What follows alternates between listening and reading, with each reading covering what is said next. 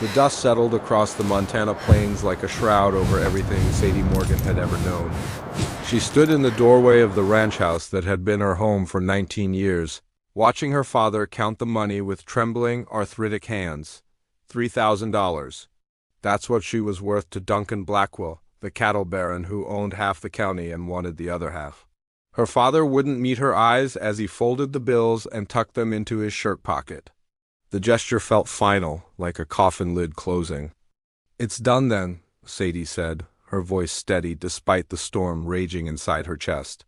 She'd known this day was coming ever since the drought had stretched into its third merciless year. The cattle had died by the dozens, the creek had run dry, and the bank had sent letters with increasingly threatening language.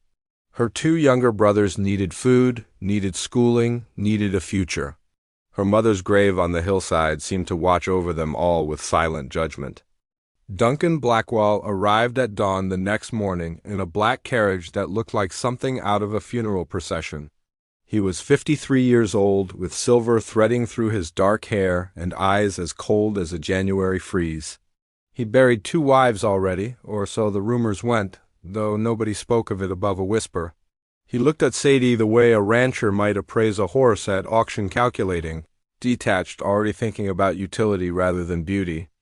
"You'll do," he said, which were the first words he ever spoke directly to her. Not a greeting, not a kindness, just an assessment. Sadie lifted her chin and met his gaze without flinching. She might be poor, she might be desperate, but she wasn't broken. Not yet. The wedding took place in town 3 days later, a joyless affair with a circuit preacher who mumbled through the vows so quickly that Sadie barely had time to feel the weight of the words. Duncan placed a thin gold band on her finger, and she became Mrs. Blackwell before noon. There was no celebration, no kiss, no moment of tenderness. Duncan simply nodded to his foreman, a man named Curtis, who watched Sadie with eyes that made her skin crawl, and announced they'd be heading back to the Blackwell estate immediately. The ranch sprawled across the valley like a small kingdom, with a main house that had more rooms than Sadie had ever seen under one roof. But wealth, she quickly learned, couldn't buy warmth.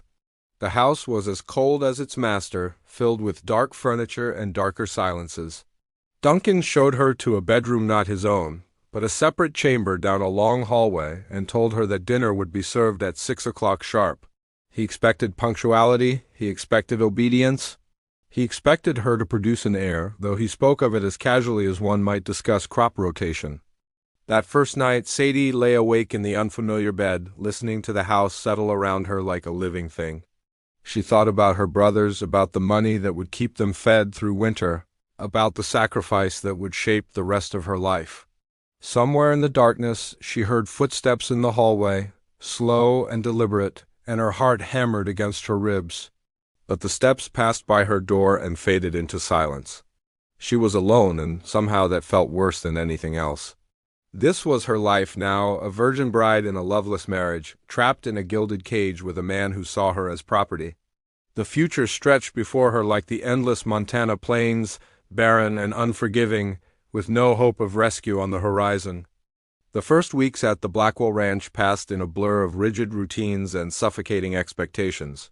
Sadie woke each morning to find breakfast already prepared by Agnes, the elderly housekeeper who spoke in monosyllables and avoided eye contact. Duncan left the house before sunrise to oversee his vast holdings, often not returning until well after dark. When he was home, he barely acknowledged Sadie's presence except to criticize the way she arranged flowers, or to remind her that her purpose was singular and not yet fulfilled. Sadie tried to make the best of her isolation. She explored the house during the long, empty days, discovering rooms that hadn't been opened in years. In one, she found a portrait of Duncan's first waif, a young woman with kind eyes and a gentle smile who died in childbirth. The second wife's belongings had been packed away so thoroughly it was as if she'd never existed. The erasure felt like a warning about her own potential fate. It was on a Tuesday morning, 2 months into her marriage, that Sadie first encountered the man who would change everything. She'd ventured down to the stables, craving fresh air and some semblance of freedom, when she heard humming coming from inside the barn. The voice was rich and warm, singing an old folk song her mother used to hum while kneading bread. Sadie pushed open the heavy door and stepped into the dim interior, breathing in the familiar scent of hay and leather and horse. A man stood in one of the stalls, brushing down a magnificent chestnut mare with careful, practiced strokes. He was tall and lean, with sandy hair that curled at his collar and sun-weathered skin that spoke of years working outdoors. When he turned at the sound of her footsteps, Sadie found herself looking into the warmest brown eyes she'd ever seen. He smiled, and it was like sunshine breaking through storm clouds. "Mrs. Blackwell," he said, touching his hat in a gesture of respect that felt genuine rather than performative. "I'm Thomas Brennan. I handle the horses here." His voice matched the warmth in his eyes, and something in Sadie's chest loosened just slightly. Here, at least, was someone who looked at her like she was a person rather than an acquisition. "Please call me Sadie," she said, surprising herself with the boldness. "Mrs. Blackwell sounds like someone else entirely." Thomas's smile widened, and he nodded as if he understood exactly what she meant. They talked for hours that day, or rather Thomas talked and Sadie listened, starved for human connection. He told her about each horse in the stable, their personalities and quirks and histories.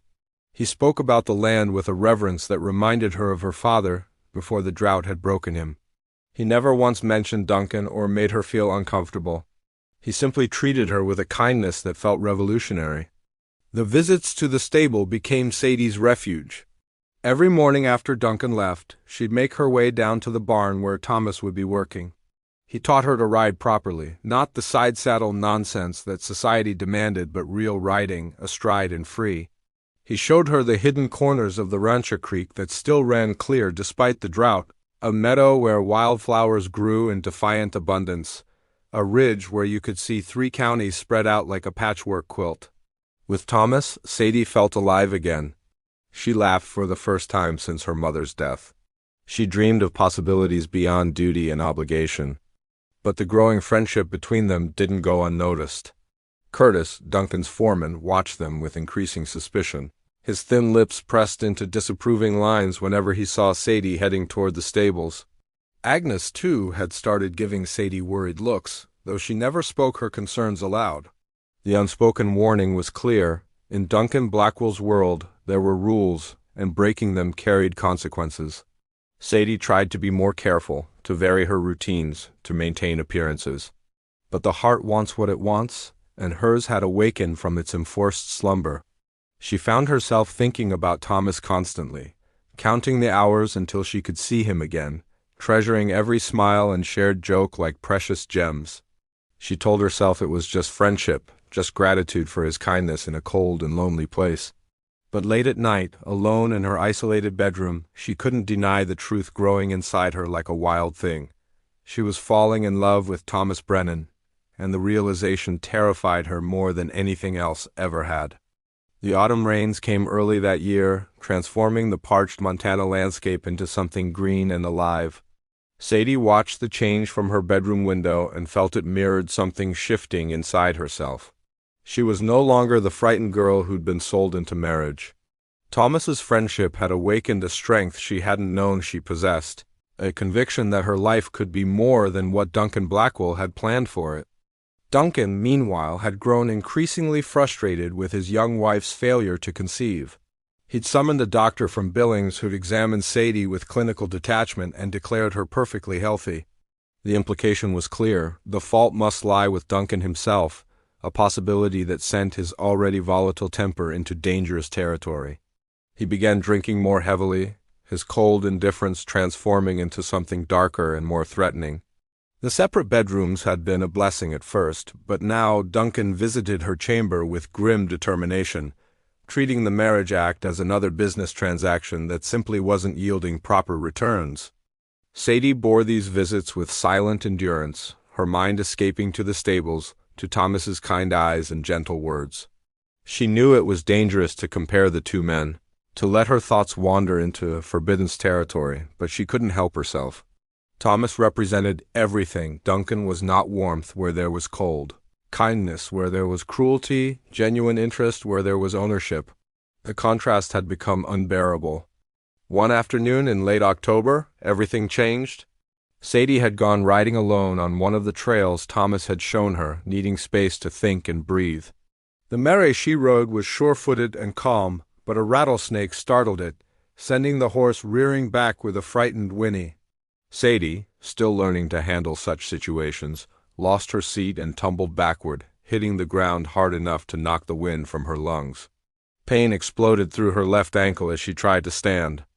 Thomas found her there 20 minutes later, alerted by the riderless horse that had returned to the stable. He approached carefully, his face tight with concern, and knelt beside her in the dirt. "Can you move it?" he asked, gently examining her swollen ankle. Sadie tried and gasped at the sharp pain. Without hesitation, Thomas lifted her into his arms as if she weighed nothing. "We need to get you back to the house." The ride back seemed to last both seconds and hours. Sadie was acutely aware of Thomas's arms around her, his chest solid against her side, his heart beating steadily beneath her ear. She could smell soap and leather and something uniquely him. When she looked up, she found him already looking down at her, and the expression in his eyes made her breath catch. It wasn't pity or duty, it was something far more dangerous, far more real. "Sadie," he said softly, her name like a prayer on his lips. The world narrowed to just the two of them, suspended in a moment of perfect understanding. Then Curtis appeared at the stable entrance, his narrow face twisted with malicious satisfaction. "Well, well," he drawled, his voice dripping with false concern.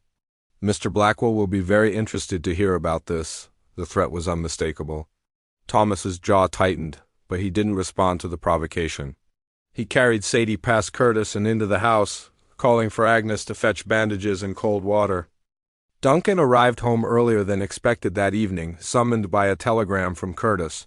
He found Sadie in the parlor with her injured ankle elevated, Agnes hovering nearby with protective concern. "I hear you had an accident," Duncan said, his voice deceptively calm. "And that Thomas Brennan played the hero. The way he said Thomas's name made it sound like an accusation." Sadie kept her expression neutral. "I fell from my horse. Thomas happened to find me. He was simply doing his duty." "His duty," Duncan repeated, moving closer. He smelled of whiskey and rage barely contained. "Curtis tells a different story. He says Brennan holds you like a lover, that you spend every day in his company, that half the ranch hands are gossiping about the Blackwell wife and her stable boy." The words landed like physical blows. Sadie lifted her chin, refusing to show fear even as her heart raced. "Curtis is mistaken. Thomas has been teaching me to ride properly. There's nothing improper about it." Duncan's hand shot out, gripping her chin with brutal force. "You are my wife, mine. I pay good money for you, and I will not be made a fool." He released her with a shove that sent fresh pain shooting through her injured ankle. "Thomas Brennan is fired. He leaves tonight. And you will not set foot outside this house without my explicit permission. Do I make myself clear?" Tears of pain and helplessness burned behind Sadie's eyes, but she wouldn't give him the satisfaction of seeing them fall. "Yes," she whispered. "Perfectly clear." That night, Sadie lay awake listening to Duncan's heavy footsteps pacing the floor above her room. She thought about Thomas, probably packing his few belongings, preparing to leave the ranch and the life he'd built here, because of her. Because she'd been selfish enough to find comfort in his friendship, foolish enough to let her feelings grow into something neither of them could afford. The injustice of it burned like acid in her chest. Outside her window, she heard the sound of a horse leaving the property, hoofbeats fading into the darkness. Thomas was gone, and with him went the only light in her shadowed existence. Winter descended on the Blackwell ranch with merciless intensity. Snow piled against the windows, and ice coated everything in crystalline silence. Sadie felt as frozen as the landscape, trapped in a house that had become her prison. True to his word, Duncan kept her confined indoors, watching her with suspicious eyes, his paranoia growing with each passing week. He'd hired a new stable hand, a surly man named Jack who had none of Thomas's skill or kindness.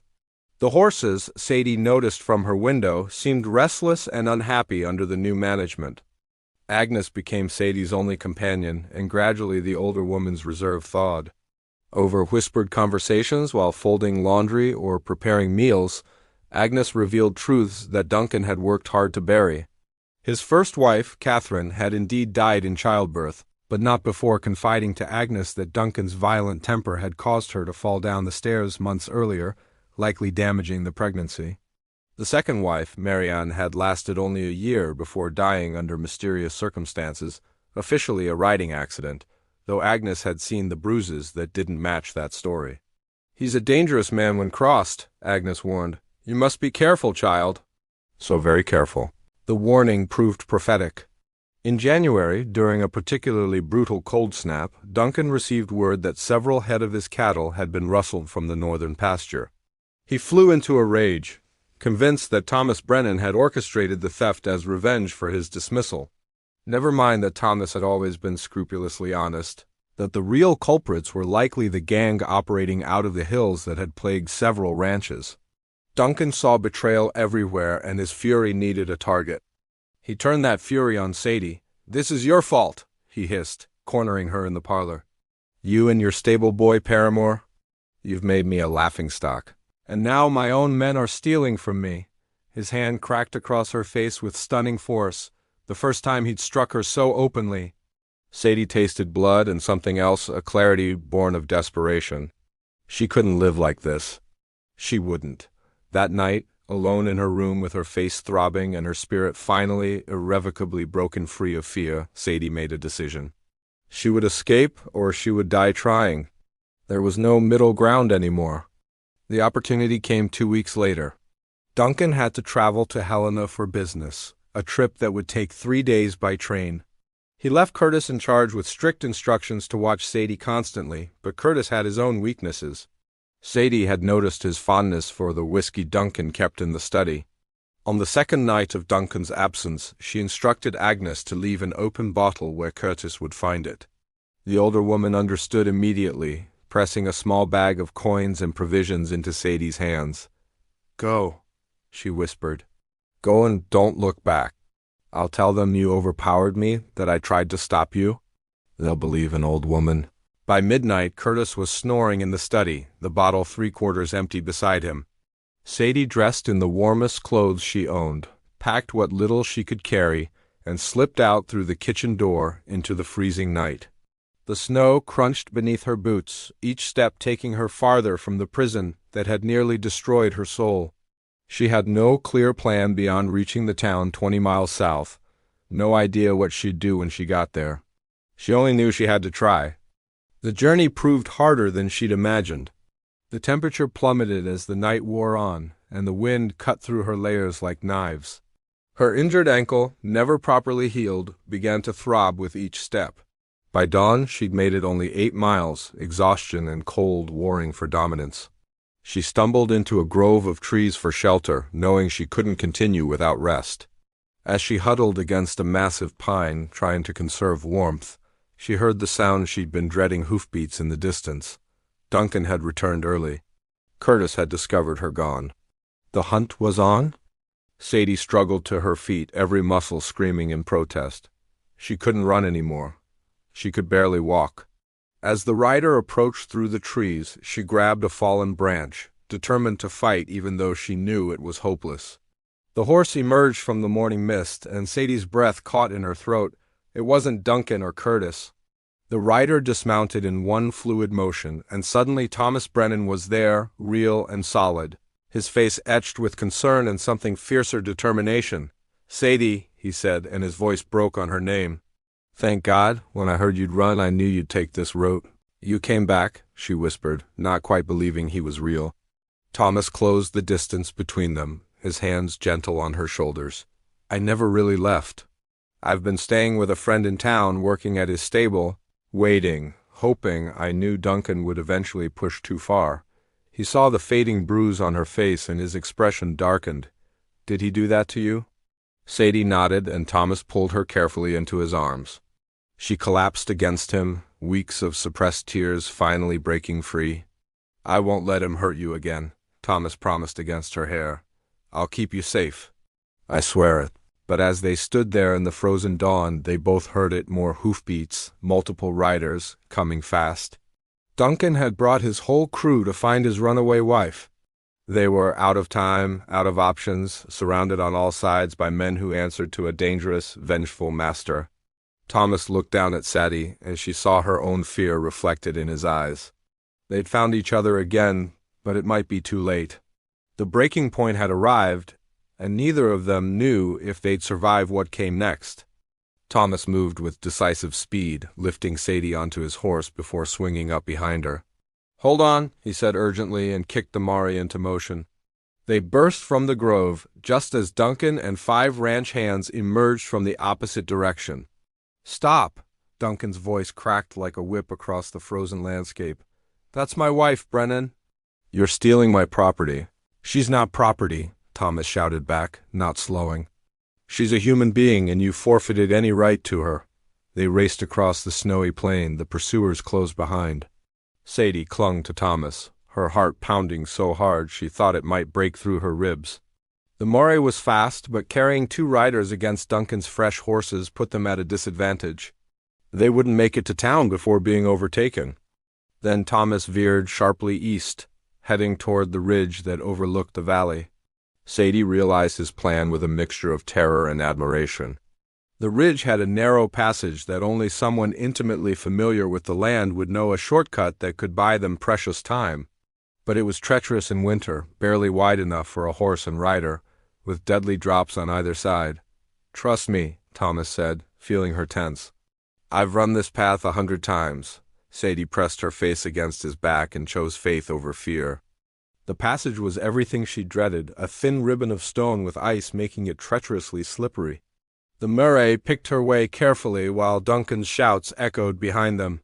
One of the ranch hands tried to follow, but pulled back at the last moment, his horse refusing the dangerous path.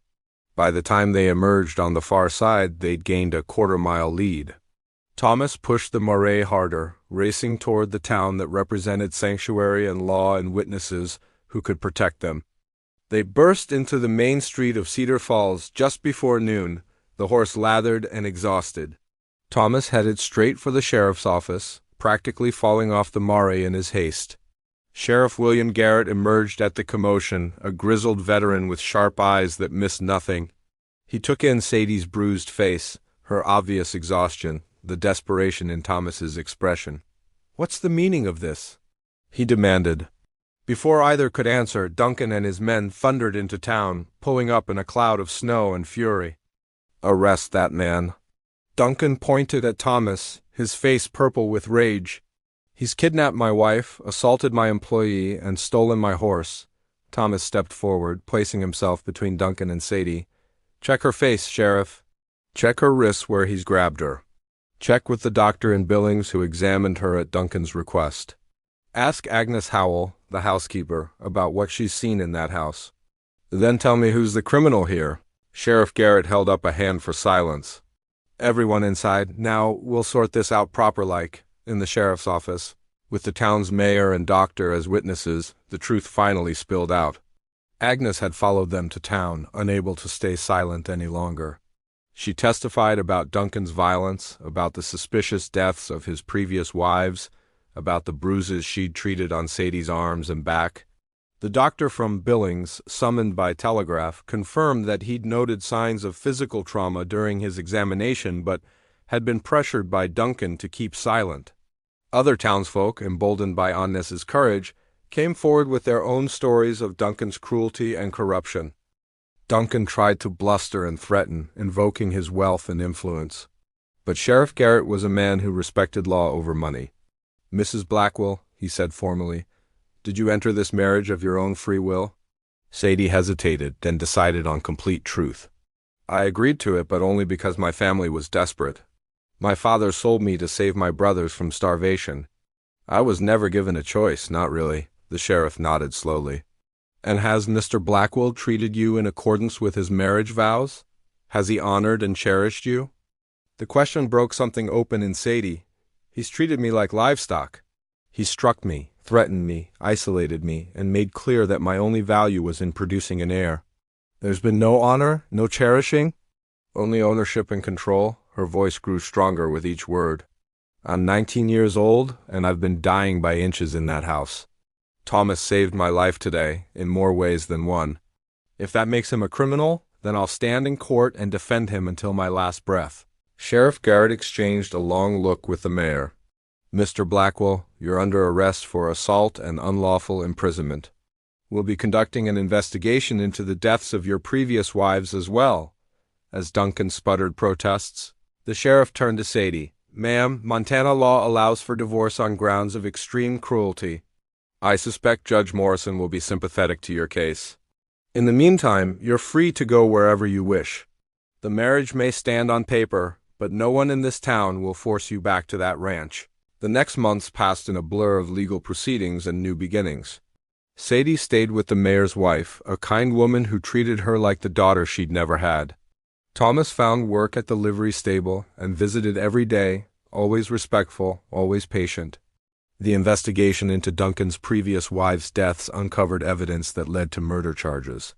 Duncan Blackwell, once the most powerful man in the county, would spend the rest of his life in prison.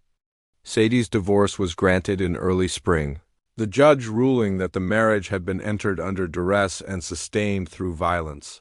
The day the decree became final, Thomas appeared at the mayor's house with wildflowers and nervous hope in his eyes. "I know it's too soon," he said. "I know you need time to heal and find yourself without anyone's shadow over you. But I want you to know, when you're ready, if you're ever ready, I'll be here.